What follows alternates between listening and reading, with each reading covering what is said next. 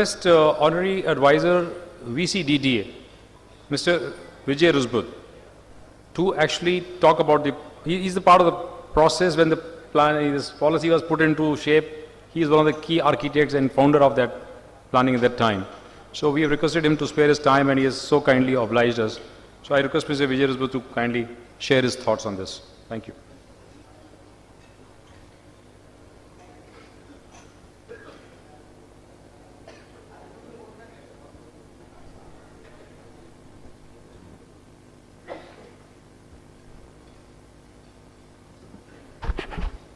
Dear colleagues, I am here to put before you certain issues which were considered, which were at the back of the mind when this policy for Delhi was actually formulated. If you really look at this particular policy, it is a kind of a genesis of all the policies which are available and which are operative in the country. We tried to find out what is the best in Gujarat model, what is the best in Haryana model, what is the best in other models in the country, and then try to put it together what best alternative Delhi can have. Because Delhi's tradition, when the Master Plan 1962 was prepared, what was Delhi's land policy? Delhi's land policy approved by the cabinet was large-scale land acquisition, development and disposal. And no private entity was allowed to develop their land. This is what Delhi model is.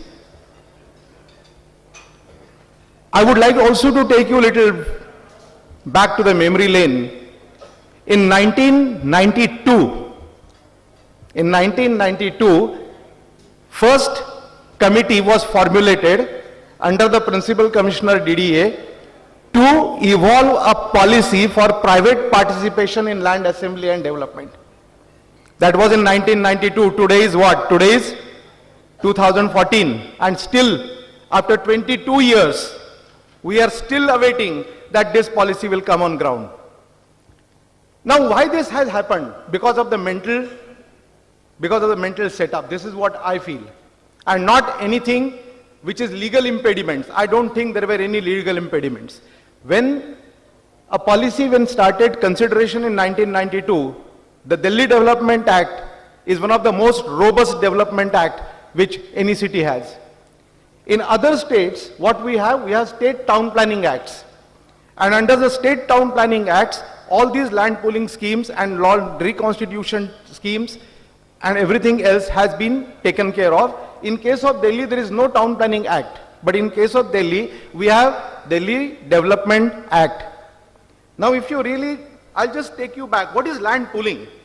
If we have really understood what this land pooling is, it is a legal consolidation by transfer of ownership rights to the land pooling agency, which latter transfers the ownership of the part of the land to the landowners.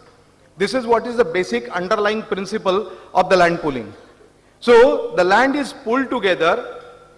It is planned for its basic services, basic land uses, and then after the planning, it returns back certain share of the land to the landowners. And that is how this policy has been worked out, and this is how this policy is already there, notified, gazetted, and it has become a part of the master plan. Now, if you see at the other examples which are available in the country, now we have taken 22 years. There are examples like Raipur Development Authority. There is a Vijayawada Development Authority. They started just about 5, 6, 7 years back. And the schemes are on the ground. And the schemes are already on the ground. Raipur Development Authority, what they did? Again, Raipur and Delhi are having a similarity. Raipur Development Authority was framed under the Town Planning Act, but the entire land pooling scheme which is being prepared in Raipur, it is under the Raipur Development Authority. Now, what they say, the act of the Raipur Development Authority, it provides two components. One is you can acquire the land and other is land reconstitution. They are the two provisions which are made under the act. Now, what is reconstitution? again it is something like a land pooling where the landowners are the development partners in the land and certain percentage of land is returned back to them. Now in case of Raipur Development Authority is returning 38% to almost 52% of the land back to the landowners. But a very solid and a very important feature of this particular scheme is they have got a very robust infrastructure which has already been laid on the ground. The day the plot will be returned back to you, the possession is given to you, you can start the development then and there. This is what Raipur has done, a very classic example. I would request my colleagues and friends, if you go sometimes to Raipur, just go and visit this particular project. You will see what are the contents of that particular scheme. And now they are launching into another bigger project after doing Kamal Vihar. Now there, in every city, as I told you, that the standards are different. In Delhi has one of the highest standards in terms of facilities and open spaces, etc. In other cities, it is not that high. So therefore, the percentage variations are always there in every city, depending upon the kind of a development control regulations every city has. Now there in Vijayawada also I have visited this particular scheme, another very good scheme which has come on the ground, and with a very intense negotiations with the landowners by a team of collector and the other officers. They accumulated almost about 800 acres of land from the farmers. And this land was developed and certain percentage was again returned back to the landowners, which is called Jakampudi Housing Project, which is what is in Vijayawada. The underlying principle in that the land was acquired by the Landlord's Consent Award under section 31(4) of Land Acquisition Act. This was the underlying principle of Vijayawada scheme. Now what will happen now with the new Land Acquisition Act which is in force now, that one has to see, but this is what the basic underlying principle which Vijayawada opted, and they almost again returned almost 40 to 50% of the land back to the landowners. Now in both these cases, in Vijayawada as well as in Raipur, there is no EDC. There are no external development charges. There are no charges of any nature in Raipur Development Authority that आपको क्या कौन से charges कहते हैं आप उनको भूभाटक शुल्क or any other thing, nothing is there. And you can sell the land at any time whenever you want. This is another extreme what Raipur Development Authority has. Vijayawada also has a similar kind of a thing. Gujarat we have already heard in the morning. It is a very robust policy and one of the most successful policy under the land pooling which Gujarat has experienced over the period of time. Gujarat Town Planning Act, under which act these particular things are considered, and the beauty of the Gujarat model is that it is applied for everything. If you want to have a heritage conservation, it can be applied. If you want to have infrastructure development, it can be applied. So it has got a very wide-ranging sort of application which Gujarat has experienced and has, over the period of time, has mastered that particular art of land pooling. So I don't go much in detail of Gujarat model because we have already heard him in the morning. Then Punjab has recently announced the policy for land pooling. Now what that policy has two aspects. One is the land pooling policy for the state of Punjab, and landowners become the partner in development. This is the basic underlying principle as we are having in Delhi also. And what they are returning, half of the developed residential land is being returned. If you want to see this policy, it is available on the net, so I am not going into much of its details. And other is half of the developed commercial land is returned it back to them. This is what Punjab model more or less worked on what Delhi model is, because it has been recently published. Now here also, now in what is Delhi? Delhi ke andar, if you see, what is the most draconian act which is really hampering the implementation of the policy is the DLR Act. Because of the DLR Act, what has happened, the proprietary rights in the agricultural land ceased to exist, and in place, there the concept of Bhumidari came in place.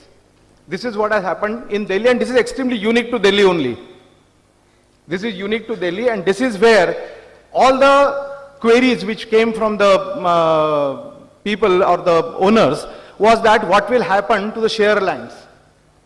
Share lands are not partitioned, share lands has not been identified that this is my particular share. So what will happen to such kind of lands? And as somebody has pointed out in the morning, almost 40% or 50% of the lands are in this particular category. So what will happen to this kind of land? There are remedial measures and those measures are being taken, but this is the basic principle. And then there are so many sections which prohibit and do this, don't do this, and all kinds of do's and don'ts are given under the various sections of this act. Section 55 to 61 of this act and the rule 32 to 40 framed thereunder deal with the partition of the holding. अब ये partition of the holding के ऊपर भी ban है इसमें, इस act के तहत. So that is also another problem which so many people have pointed out. Now then, we have a Delhi Municipal Corporation Act. So what is the three basic principles, the three basic hindrances which are there in the implementation of the land pooling are, one is how to deal with the DLR Act. So there is a procedure that yes, we declare all these villages which are falling into the urban, future urbanizable zones as urban under the Delhi DMC Act, so that the act implementation ceases to exist. That is number one. Number two was the stamp duty. This is what another, I think probably my colleague from Mangaldas Associate, he also mentioned that. Stamp duty, I think probably is a lot of debated over here in Delhi. But in the rest of the state, there is no stamp duty. Wherever this land pooling is there, there is no stamp duty because the landowners are sharing their land with the government for provision of infrastructure, facilities, services, etc. So there is no stamp duty on the first transaction. So similarly in Delhi also it is essential that when the land is given back, what is given back for what purpose basically? It is for city level roads, city level open spaces, city level infrastructure like your 220 kV substations, grid substations, city level open spaces, water treatment plant, sewage treatment plant and the things like that. That land share which you are returning back to the government is for that particular purpose. Suppose even if there is no land pooling policy and somebody is asking, okay, you develop the land as per the master plan or the zonal plan. Still you have to leave so much of land, 40% of the land for the purpose of city level infrastructure. Here what we are just trying to do is that you return back to this land so that we can take care of the external infrastructure and you take care of the internal infrastructure, join hand together, you develop the land, we provide the infrastructure and this is the way the things will go forward. Now under the Delhi Development Act, why I said Delhi Development Act is very robust act, under section 12, if anything is a part of the master plan, the DDA can grant you the permission for development provided it has to be a part of the master plan. So now the policy is a part of the master plan and to operationalize that, you have to make regulations. That is also the provision under the act and that is what Mr. Verma ji ne abhi aapko bataya ki these regulations are under preparation. Those were already put into the website. All of you, many of you have given your valuable suggestions and observations. So what I mean to say is not, there are no legal impediments as far as implementation of the policy is concerned. I think it is somewhere it is a mental block which is forbidding this kind of a going ahead with this in a much speedier manner. But now I think the day has come that this policy will find the light of the day and all will be able to participate in the land assembly and development. Thank you very much.